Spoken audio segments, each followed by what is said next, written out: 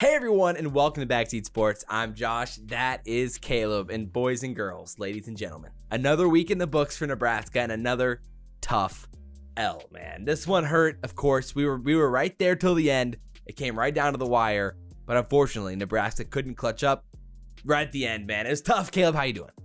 Oh, I'm just great. 11 of Scott Frost's losses thus far at Nebraska have been one possession. We lose on heartbreakers. It's a ton of fun. So it's great, man. It's so much fun. Like you said, a heartbreaker at the end of the day. And it came down to the basics once again, of course. And we can hop right into the breakdown, kind of the Iowa game and how this is going to go. Then we're going to get into some of the preview for the Purdue game. And then talk about Nebraska a little bit. And then the QB battle, probably going to hop in there at some point. Then some X factors and predictions. So a lot to go through in this game. But the Iowa game basically came down to the penalties, came down to turnovers, came down to bad snaps, special teams mistakes, of course, and it just the small things once again that are the definition of a good program, and where a mature team. And this was not there for Nebraska again in the moments where it mattered. Oh, it hurts so bad, man. Yeah, rewatching the tape with Josh was just so much fun. High fives and laughs and giggles.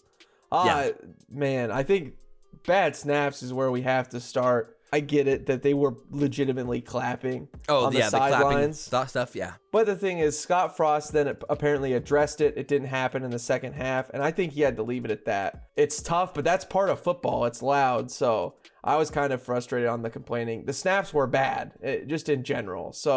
And the snaps have been bad with Cam Jurgens. We're lacking the depth at center. Sure. So, at the end of the day, either way, if they're clapping, it's not the greatest sportsmanship either way. I totally understand that. But, at the end of the day, that was a big problem for Nebraska for sure. Something that Frost mentioned in a press conference that I thought was worth bringing up was that 93% of drives where we haven't had a bad snap, a penalty, or a turnover has turned into points for us on the season. So when we're not making mistakes, the offense is working, but oftentimes we're out there making some pretty bad mistakes, and it's costing us on a lot of drives. And so, obviously, when it came to the turnovers, the mistakes on special teams, basically the defining play of the game was very likely our most talented player, especially on our defensive side, Taylor Britt, muffed the snap when it mattered the most on a drive that was crucial in the game, gave Iowa the ball back, and was basically just the turning point in the game for us.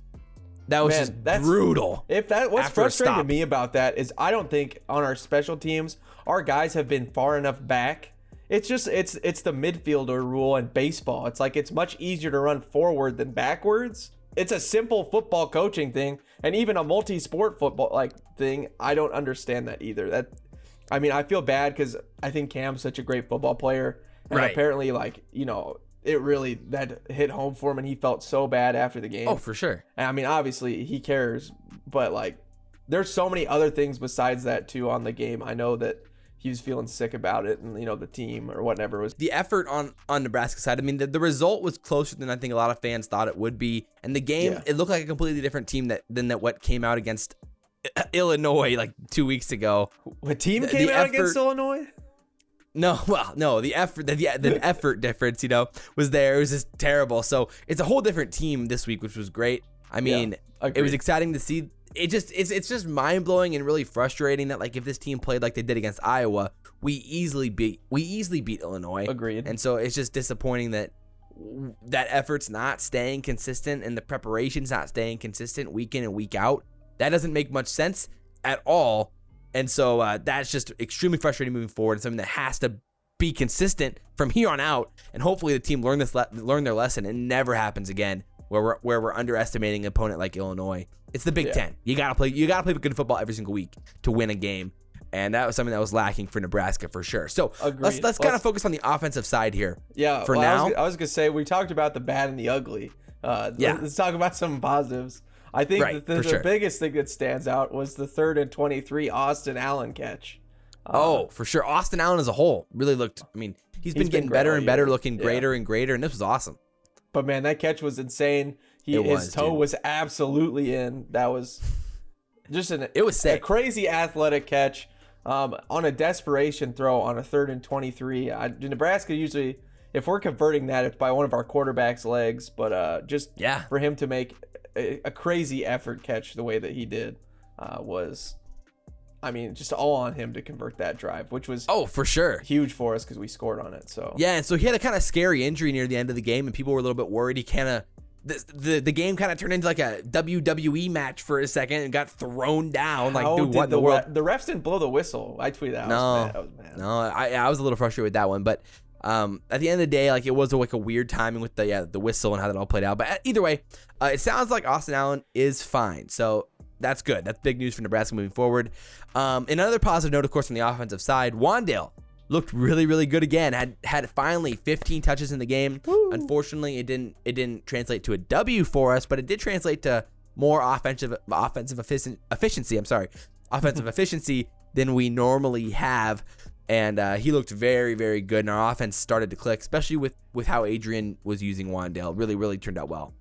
Yeah, I mean, 9 catches, 75 yards, 6 carries, 42. We love to see him with the all-purpose over 100 yards. That's definitely something we need. And 15 touches just feels about right. I mean, yeah. I think if you flip-flopped it, I think that's where the coaches would ideally like to be, where it's more around 5-6 carries and, and the 10 catch, or sorry, that's exactly what it was. I think that's So I think that's the perfect balance of what the coaches want for Wan'Dale. Around 5 carries and around 10 catches. I think that's kind of the happy zone for them. So I'm glad that was at least hit with one of our players that needs the ball. Just again, like 10 catches, 6 carries, that looks nice. Yeah, for sure. I mean, like, those are the kind of the positive for us. I think as a whole, the offensive line had a pretty decent game. Yeah. But of course, it's just everyone's going to remember the last play of the game where Farniok got absolutely blown by. Adrian didn't see it coming. The ball comes out and ends the game. It was an extremely unfortunate that kind of happens like that. Farniok was definitely feeling it after the game. Really not happy with himself getting blown by like that. And like, that just sucks that, he's a captain. And the team's really relying on guys like that to make the plays at the end of the game, and then for him to kind of just get blown by. And for it to end like that was really tough note to end on for the team. And not ideal for the offense, to say the least. So, I mean, anything else that stood out to you on the offensive side? I did like seeing the Xavier Betts work in a little bit more with the end arounds there. That looked really, really good. And we even saw one moment. We saw some moment where, we were finally setting up that end around, and then you fake the end. You fake the sweep, and then you're actually finding some room in the middle of the field. Yeah, the linebacker bit, it was beautiful. Yeah, now they're finally worried about the sweep here a little bit. So we were complaining about that a little bit, how we weren't setting up the sweeps well. Because we were faking them, but not running them. And so it's good. It's been good to see a lot more of that worked in the past probably 2-3 weeks. So very happy about that for sure. Anything else there? I mean, running backs wise, Scott the third, of course. No Diedrich still. He's still hurt. Yeah, I mean, the Ramir Johnson had a couple really nice runs. He had that one where it looked like the play was dead, and then he really stops his feet. Really good footwork there to cut up the field and get some yards, and then the touchdown run too. He had looked inconsistent, but those 2 runs were really nice from him, and I'm glad to see him progress and move forward. We really need more running back depth. Just, again, with it's just a bunch of young guys there, man. Yeah, it's all youngins. Even it's with crazy. Wan'Dale.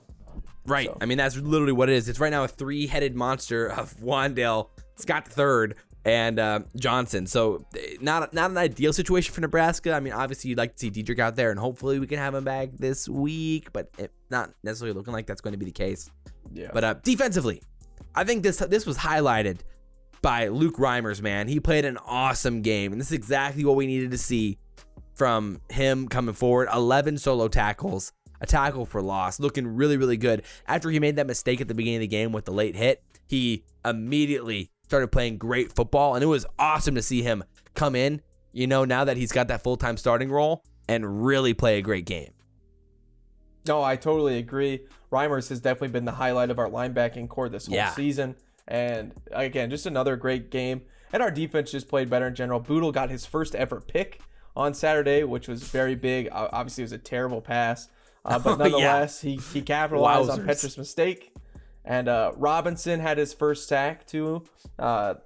Goldilocks himself with his great flowing hair. Just a great sack, and just guys making plays.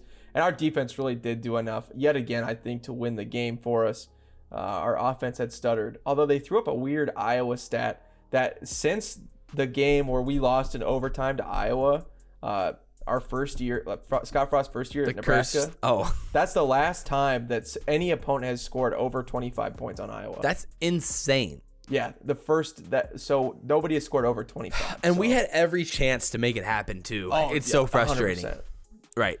I mean, defensively, like our defense, kind of came out to play, and it was a bend not break situation again where we're forcing field goals, especially in that second half, trying to stay in the game. Man, when we held Iowa to 2.9 yards per carry. I mean, Tyler Goodson had a great game and looked very, very good. 30 carries for 111 yards and on 3.7. But overall, I think you got to be at least pretty happy with how we played defensively. I mean, they definitely got their run in the second half, which was to be expected. We did a great job in the first half. And again, like, they're going to wear you down. Those yards are going to become a lot longer. But we did a really good job in the first half still. But, they still averaged like that 4.7 yards per carry at the end. Right. They only had a long of 13. I mean, that against Iowa, that's an absolute win. But if my recent memory serves me correct, I don't think 13 was the long in the last few times we played them. What? No way. So that feels good. Yeah, for sure. I mean, at the end of the day, what we talked about last week and what we all knew what was coming, Iowa's tight ends killed us when it mattered. I mean, how many times did we hear the name Sam Laporta, Sean Byer on like 3rd and short and 2nd and 7? Like, that's where they were finding their yardage. Combined, they were 7 for 70, but they were just always catching the ball on important downs to make plays and move the chains. Yeah, just extremely frustrating. It's going to happen. And they did a good job just on those 3rd and 5s or 3rd and longs. They did a good job to extend. And, man, they got so many 3rd down conversions. Like so many other teams against us, we'd get into a good position and, they just make a play somehow. We'd miss an assignment. Very frustrating. Yeah. What I was happy about defensively was what we talked about last week is the potential game plan that we would need to have to really stop Iowa. And it was exactly what we saw on the field. We literally talked about how we needed to play single high safety, let Dismuke play near the line of scrimmage and run single coverage on the outside and trust Cam Taylor and Dicaprio to make plays on the outside. I mean, we were able to play single high safety with a lot of single coverage on the outside, and we kept Smith Marset in check the whole game. So, I mean, that was pretty exciting for Dismuke to make plays around the line of scrimmage. He was flying around, making big hits, and doing what he loves doing the most. Just punishing. It was awesome. It's great. Yeah. I love Dismuke, man. He's had a great year and just so many tackles for his safety, and has really been a nice safety blanket for us. And great to see him have another just awesome game. For sure. So, I mean, overall, I was just pretty excited about it. And we definitely struggled to get pressure overall, and like if we weren't blitzing, we weren't getting pressure, and that's something that's kind of been a theme on the year for sure. So overall, we need to find more pressure up front, especially against Purdue in this game if we want to make something happen. So any other thoughts on the game overall? I mean, special teams wise, of course, not ideal. Frustrating. Punting was a problem in this game again, where we had some really short ones. Yeah, we had some short ones and the coverage, and of course the muffed punt. Yeah, I just say one day, man. I think just the frustration of they just got such good field position on all of their kick returns. Those short ones weren't working, and on the punt returns as well. I thought Priestup's was pretty okay, but yeah, he did have a couple bad ones, but it's also some good ones. It's just the frustration on that. We should flip them for good field position, and then our special teams gives up 15, 20, 25 yards, and just kills the momentum because especially against Iowa, field position is such a game of field position. If you're getting stops and you want to bury that other team back so you can hopefully get good field position and inch your way closer to that scoring. And man, if we're just shooting ourselves in the foot as always on special teams. I know. Makes me want to pull my hair out. I know, and like even turnovers wise as a team against Iowa, we only had 4, which is I'm sorry, penalties wise. Penalties wise against Iowa, we only had 4 penalties, but we still lost the penalty battle. They only had 2. And so it's just like, man, the small things, Iowa's just better at it than us right now. And that probably goes to our lack of depth, our lack of experience in certain areas on this team, and just the kind of where we at right now with what type of guys we have to play overall across the whole field. So with that said, let's move into this Purdue game and kind of preview this thing out. Obviously, it's a 2-point spread right now. Purdue is favored at home.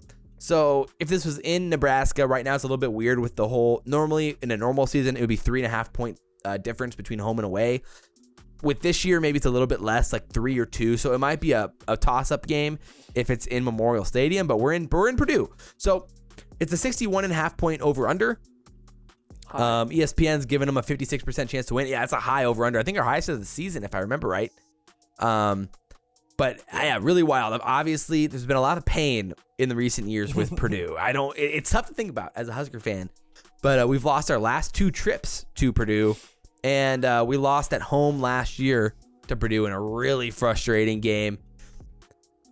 Thoughts on Purdue? They've lost their last 3 games. 30-37 loss to Rutgers last week, a 34-31 loss to Minnesota the week before, and a 20-27 loss to Northwestern before that. Where are you at with Purdue right now in this team? I think the biggest thing is they lost. So they started the season off 2-0. Yeah, then looking really good. Looking really good. And then they've lost 3 one-possession games. And the big story for them is they've created 0 turnovers. All of those teams won the turnover battle, and they won by 1 possession.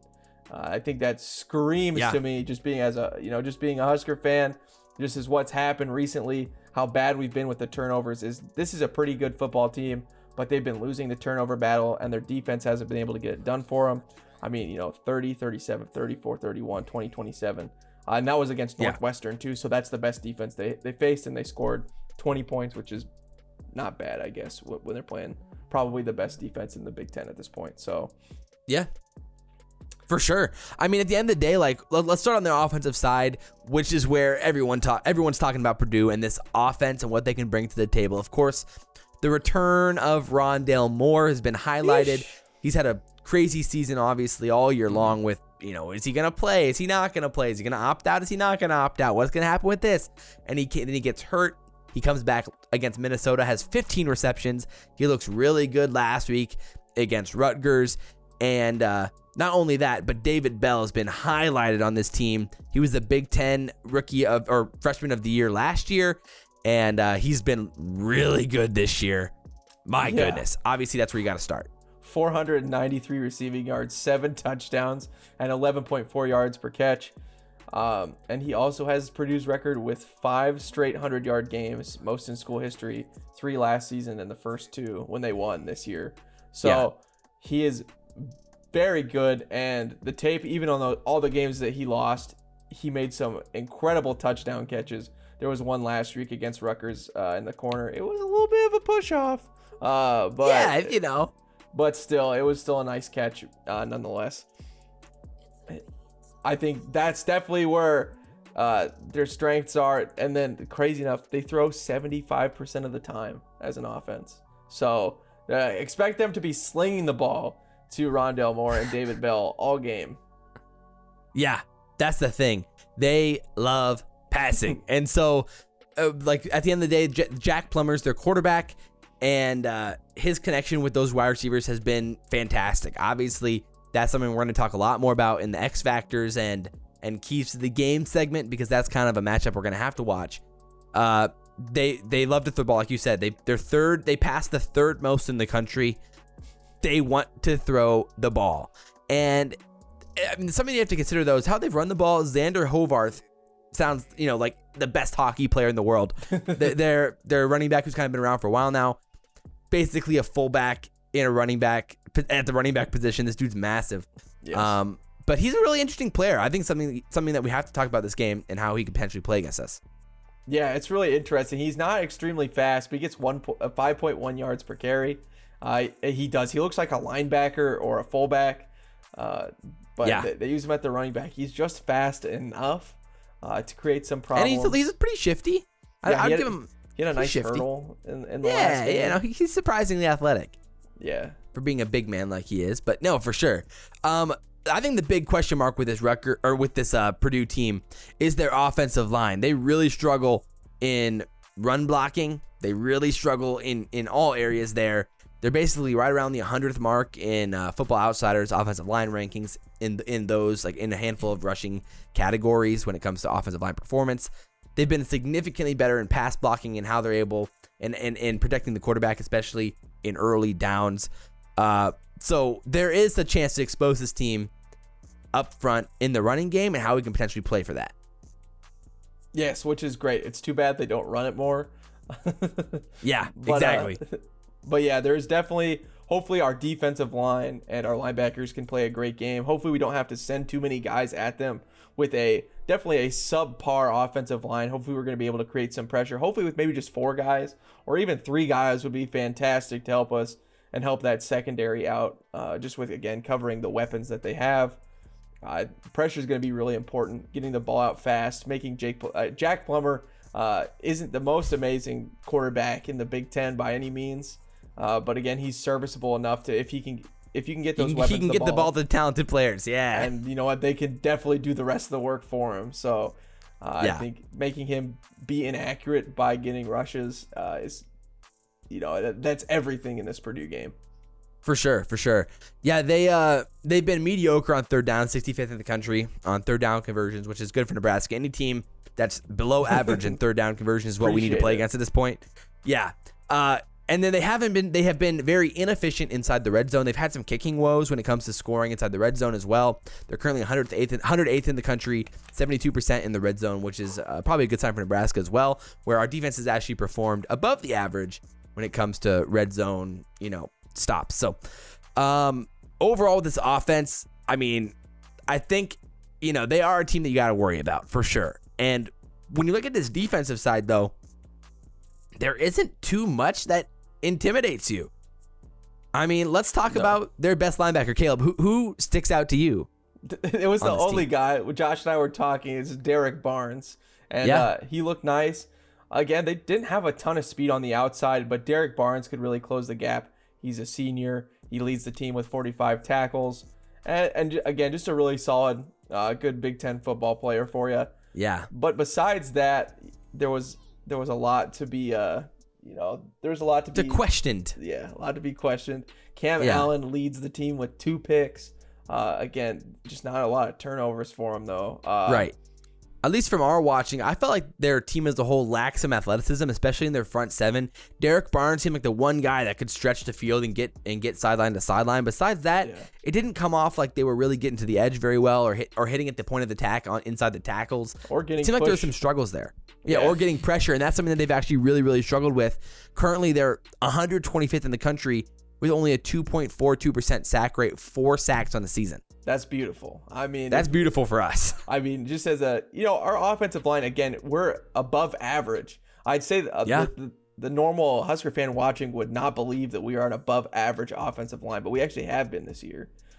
For sure. So I've been playing an absolutely, 125th. I think there's 127 football teams playing this year. Is that right? Yeah, So, there's that's nice. They are bad. So yeah, for sure. So, the beauty of this, though, is that Derek Barnes, this is something we didn't realize until after we had watched the film a little bit, but we didn't realize until we saw the targeting call in the second half against Rutgers, but he's actually going to be out for this game in the first half. So that is massive for Nebraska. I mean, again, he's the guy that gets across the field, makes those tackles on the edges, the guy who makes the tackles in the flats. That's exciting. He's the Band-Aid and the glue for that defense. Oh, man, it gets me excited talking about the potential that we could try to attack, how we can attack this offense, especially in the first half. I'm sure Frost's going to dial up something. So, overall, Rutgers had a lot of success on the outside. And like you mentioned, they didn't force a turnover against Minnesota or Rutgers in these last 2 games. And those are 2 turnover-prone teams, and they weren't able to get force a turnover. So it gives me hope for this matchup and how we could potentially make something happen. So, and in special teams wise, they gave up a kick return for a touchdown last week, which is again great because our special teams have been meh. So to see a lack of discipline there again makes us really excited. There's definitely a lot of ways for this that we can beat this team. I think for Josh and I, it's the worry about Nebraska and what team is going to show up on Saturday. Are we going to see the team that, battles hard against, Iowa? Or are we going to see the Illinois team that just did not want to be there that Saturday morning? So I think that leads us into the quarterback debate. We got to talk some Nebraska football here. Man. Fire away. This is tough. Okay. For me, I was definitely a Luke guy just going into the season. I had seen pretty much what I need to see from Adrian to assess. And now we've kind of gotten to see, a little bit of Luke a few games in thus far. And he's, 1-1 as a starter. Obviously the Illinois game, but I think that was on everybody top to bottom, coaching staff, every single player. I don't think that was teams. Yeah, that was everything about that was a weird situation with how they talked about practice and the motivation of players and the effort given, and how Wan'Dale talked about the effort that receivers gave to not be able to, that lacked the ability, or prevented Luke from being able to build the chemistry with those guys. Like, what? Just wild. Just weird stuff like that. And again, the fact that, man, like you could say that most of the turnovers for Luke were just pretty much punts anyway, because it was 4th down. So it's right. It was a weird situation. I don't know how to rule that, but I'd say a lot of people that we've seen in the comments were really frustrated with that game. Which obviously, I mean, Josh and I were very, very upset with that game, but not so much at Luke. And then there goes Adrian. So he starts at the beginning of this game, and he goes, and our drive stalls. This was the plan going in, by the way. This was the plan from Scott Frost going in, that he wanted to give Adrian 2 drives and then give Luke 2 drives. So just have that as the back knowledge. Anyway, keep going. So Adrian comes out, 0 points.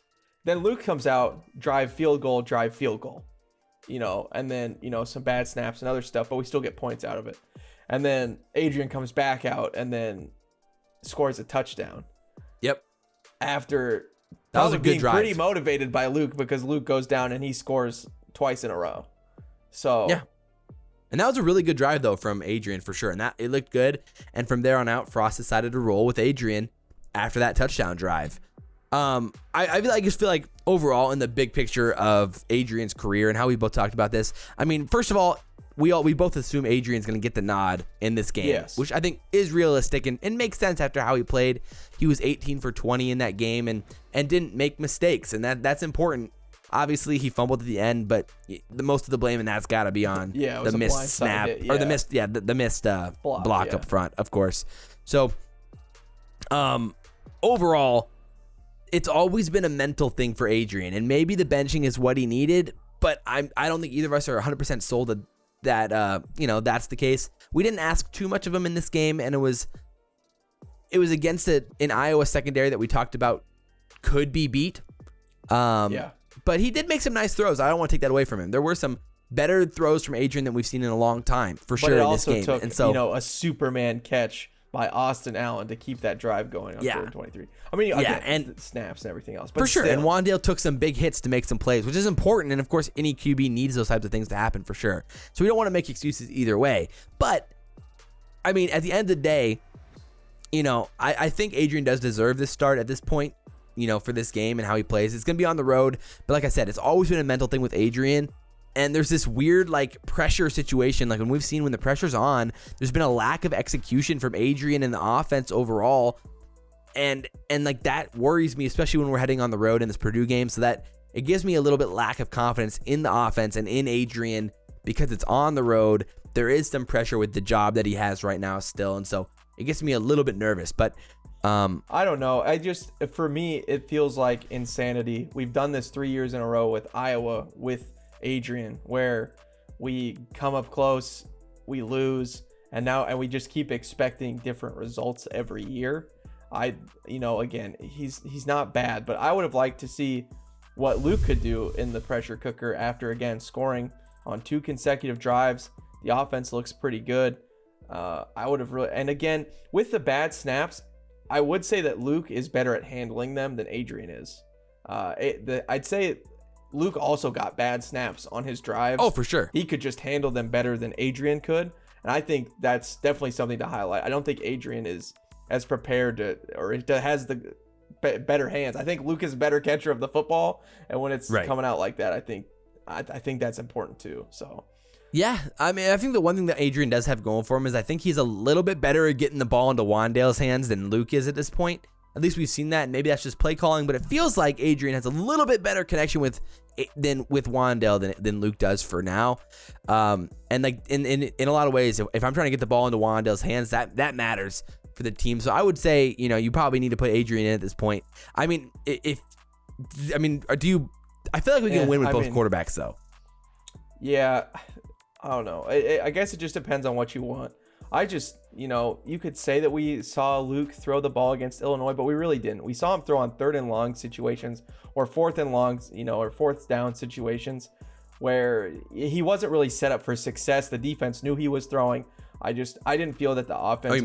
You meant Luke, right? Yeah, sorry. Yes, I meant Luke. Yeah. I just don't feel like the playbook was open for Luke against Illinois. I think that was a trust thing. And, obviously they think there's reason, but I'd like to see it open up. You're going to start your quarterback. You believe in your plays and your system. I want to see us throw the ball. I mean, Rocky Lombardi was 9 for 27 for Michigan State, and they won the game on 2 50-yard, passing touchdowns.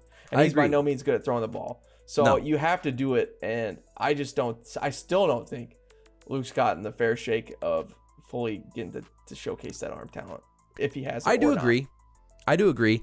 Like, overall, I mean, we went back and watched every single one of Luke's snaps and multiple times, especially his throws in that game. And there were some iffy ones, to say the least, but there were also some ones that were really, really nice, and some throws that we haven't seen Adrian make since his freshman year either. So I think there's still a lot of upside with Luke as a passer, and especially as he gets stronger. And he's a better runner. And he is a better runner. So I think in the long run, I do think Luke has higher potential. And so it's like, are we willing to give up next season's potential for Luke's growth for a third Adrian year? Or do we want, how do we want to play that out? And that's the biggest question. Or for, I guess, a 4th Adrian year. But how do you want to play that out? And I'm just not convinced that, it's the most beneficial for Adrian to be starting for us in the long term, especially with how little this season really matters in the big picture. Yeah. But it just depends on what the plan is with Adrian and Luke heading into next season. If Luke's the future, like what Scott Frost has said multiple times in press conferences, even after that Illinois game, then what's the plan for next season? Is Adrian still the future for next year? Then is Luke only the future for 2 years from now, 3 years from now? When's he going to play? And so that's the biggest question. I don't think the passing's as bad with Luke as what we people think it is. Yeah. There was basically like three really bad throws in that Illinois game. We've seen plenty of the same bad throws from Adrian. So and then, right, I don't think we can discount some of the bad throws we've seen from Adrian last season, even though Luke maybe had some more highlighted. Obviously, Luke's had worse throws recently, but either way, I do think it's very, very close and much more of a battle than some people think it is, where Adrian's walking away with it. But either way, I think we're kind of spinning our wheels at this point. I mean, we do think Adrian's going to get most of the playing time this week, but coaches have said that both are going to play. Yeah, I mean, I'd almost like to see. Let's just continue this quarterback battle out on the field then. I kind of agree, dude. Let's just go two drives, and this season doesn't really matter. I mean, let's figure it out. I mean, I want to see one of these guys make it, and it brought out the best. I saw the best Adrian because Luke McCaffrey had 2 consecutive scoring drives. Adrian's chair was very hot, and so he scored. And then, I think I would like to see that. And what was frustrating was in the second half. It might actually work. What was frustrating in the second half is Luke comes out, he gets a first down, and then they stop it. And it's like, okay, give him the full drive. Because then after that, Adrian comes in. It's bad, and we turn the ball over. So, or we get a stop. They stop us. So right. Let's I don't know. Let's give him some. I do agree. We talked about this before. It's ironic. It's like it feels like neither of our quarterbacks want to perform when they're the starter. They only play great when they're the backup. So how about we just don't declare either of them the starter and just kind of play by two drives here and see what happens. I mean, again, obviously we're trying to win these games, but at the same time, the most important goal is that we get better as a football team in these games. That's what matters the most moving forward in these last few games of the year, heading into next season. That is going to be the turning point in Scott Frost's coaching career. If Frost goes 4 wins next year, I mean, the season's going to be as hot as it gets heading into the next season. Or it in theory, it could be the end. I don't know if that's the best call, but it's possible. And so there's just a lot that needs to get figured out for this Husker team moving into next year. And the quarterback battle, it's not beneficial for us as a team to head into the offseason with a quarterback battle just as hot as it was. It's still going on. Yeah, and it will just as hot as it was in September. Yeah. So, oh man, so that was a big news. Obviously, in other Nebraska news, Marcus Fleming announced his transfer. At least in my opinion, it's unfortunate. But at the same time, I personally think Alante Brown and Xavier Betts had just as much upside, if not more, than than him for sure. So I'm okay with him transferring. Not ideal. And Frost talked about like the struggle of, not having fans here and the lack of like the culture in downtown Lincoln because people haven't been able to go outside. And so guys haven't had the chance to get as comfortable. It's tough. Not ideal, but hopefully Marcus Fleming, has finds a good future at another team. Yeah, definitely weird. I mean, we've lost like 5 Florida guys now. It's really weird. Which is not great. No. Seeing how, it kind of feels eerily similar to the Calabasas, California. Yeah, Calabrasca. Pipeline. That's it feels a little similar. So hopefully we get that figured out. But yeah, I mean, it's definitely stinks. He played. I mean, his best game was that 75-yard catch game. Yeah, I know. He showed just about as much promise as both of the other guys. Obviously, for sure. I think he can still be a good player for sure. Rooting for Betts because he's from he's hometown from Nebraska. So yeah. So but it definitely stinks. But for sure. Well, with that said, let's get into these keys of the game, the X factors, the things that need to happen in this game, the things that we're looking out for. We kind of mix them both together. Kind of if you've been watching recently, because I feel like the X factors, the keys to the game, they're important, but there's also these things we just want to highlight that are important to watch for in this game. So obviously, we already talked about one a little bit. What team are we getting? Are we getting the flat team that came out against Illinois? Are we getting the hype team ready to play football, prepared against Iowa? Who knows? I mean, hopefully we're getting a team that's ready to go. It's been inconsistent so far under Frost and what team we're getting, especially this year.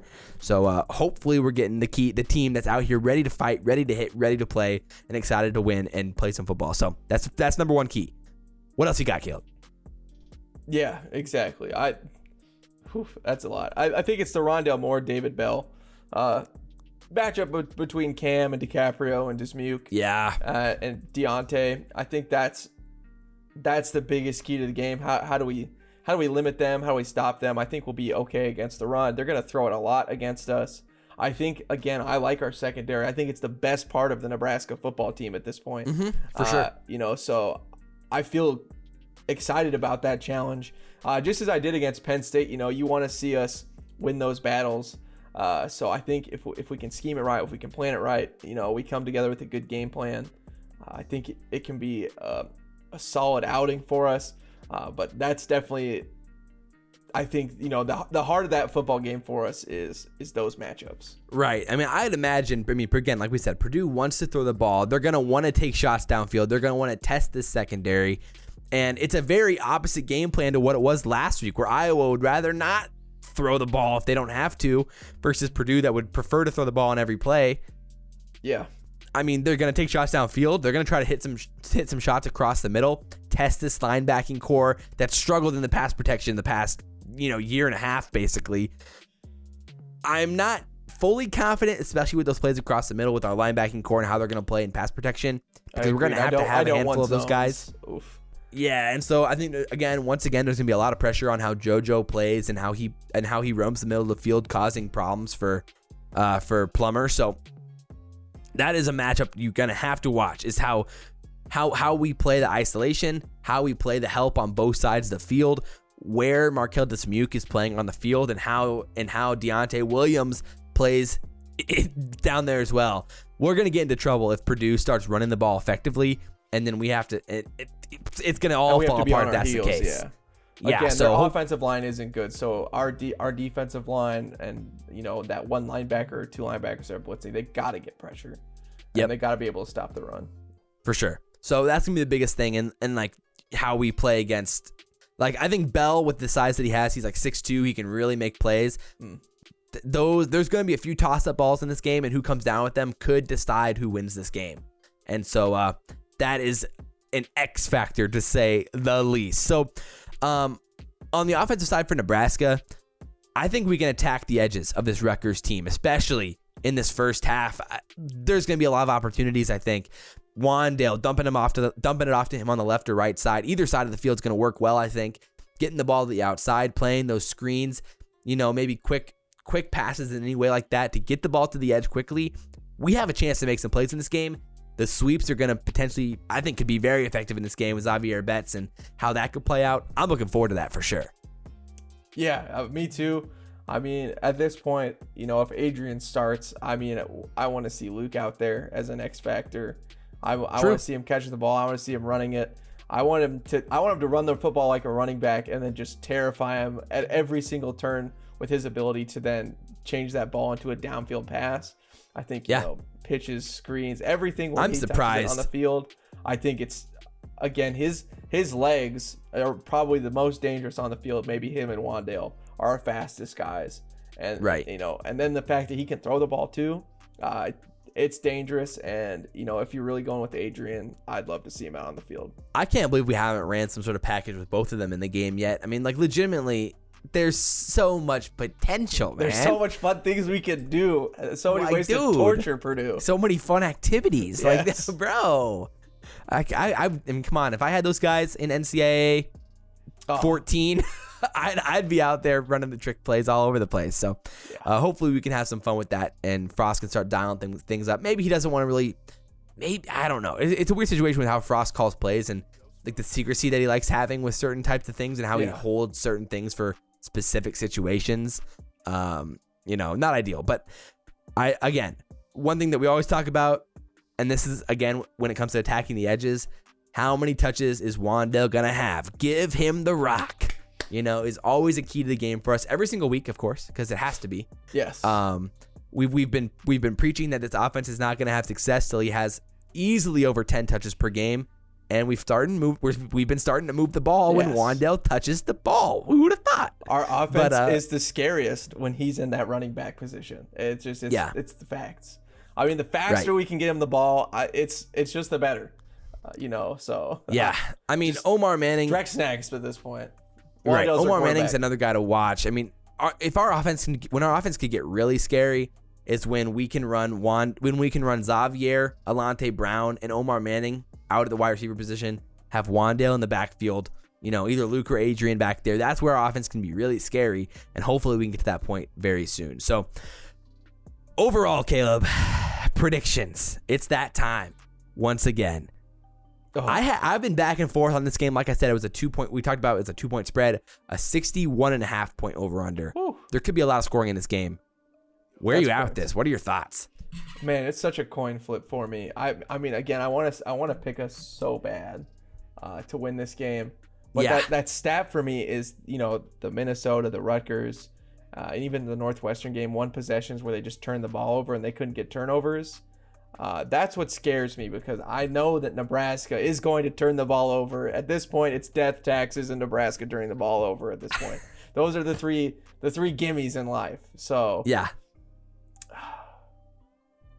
I mean, gosh, it's such a coin flip, because there's also been. I mean, don't you feel comfortable that we're gonna move the ball in this? We're gonna move the ball in this game, right? Come on, we have to be able to move the ball in this game, right? We said it against Illinois, though. So, see, that's my thing. I take nothing for granted anymore. I'm mentally. And we're on the road. We're on the road. We've lost. It's been a bad sign in Frost's era. Man, I think Rondale Moore and David Bell are obviously going to get theirs. They're fantastic players. But I think we can limit them. Keep them in check. Yeah, exactly. We can stop the big play most of the time. We can have our defense live to find another down. They might only have like 160 yards combined, not like 250. Exactly. So I mean, again, one of them's gonna have a touchdown. One of them's gonna break something off. They're that kind of player. Right. They're both that kind of player. 100%. But again, I think we can stop the bleeding quite a bit. It's gonna be a really close game. It's either a close game or we just smash them. That's kind of how I feel too. I think we have so many X factors going in our direction here that I think we could come out and play a great game. But I feels like we have a lot of advantages after looking at all the stats. But do you trust the team to play to can we score points consistently? I mean, we're only scoring like 21 points a game. And so and I know Purdue is going to score. Purdue's going to put up 25. They're going to put up more than 21 points. Yeah. So how much more can we score on, again, a mediocre defense? I don't know. Illinois wasn't that good of a defense either. Right. So we just came out so flat. Do we underestimate Purdue though? I don't think we do. We've lost to them, so badly under Frost. I say that, but I don't think we should underestimate Illinois. No, man. It's so frustrating. I think our team is hungry. I think we came out well. Are we deflated after the Iowa game? Or are we still determined? Frost said they're still determined, and I believe that. But also, Purdue's, I think, still determined, man. They've brought back Wan'Dale more. They've lost 2 straight. They've lost really close games. They want to win. I mean, I think they want to win just as bad as we do. I think they have some talent. Yeah. Oh, it's a coin flip. I'll go with us losing. Oh no. Yeah. I think. What's the score prediction? Turnover bug, man. Can we get over it? Once we get How over many turnovers do we have? 2. Oh, okay. That's not too bad. But they have 1? How many do they have? Okay. So all right. So what's the score? 31-27 Purdue. Wow, man. I'm optimistic, man. I feel like with Derek Barnes out in that first half, there's going to be so much opportunity for us on the offensive side. I think both quarterbacks could put up points if we're playing both still. Even if we're not, I see opportunity there for with either how quarterback. Bad they are at for rush Adrian defense, it really makes me want to use Luke. With how bad they are. I know. Oh, because Luke's legs, those things are dangerous. Man. I've been very hesitant to pick us to score over 31 this year or score over 30 this year because it's been a tough barrier for us. Yeah, we've done it once. But I kind of want to go out on a limb and say that this week is the week.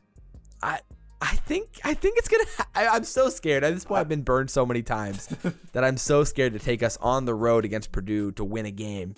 Oh, I think I picked us to win both of those games. I think we lost both at this point. Yeah. It's painful. But I'm going to go 31 feels about right.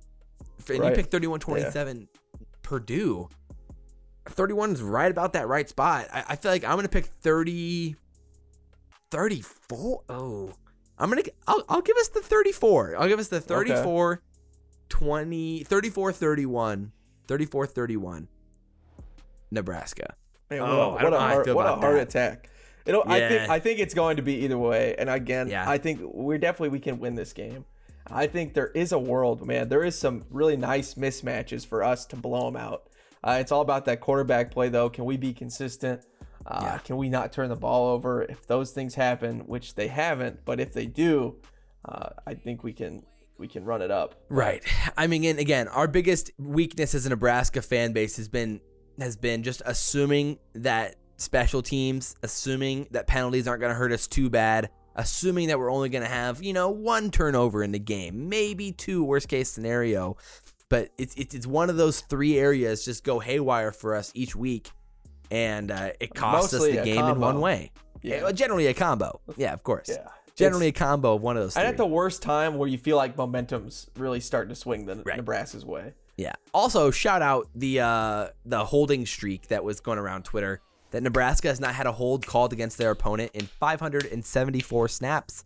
Next highest was like 274 in the Big Ten. Next highest after that was like 150. And that's not even the highest. That's not even the longest we've gone in the past 5 years without a snap. Because we had like a 21 game streak up until 2018 against Minnesota where they finally had a holding call.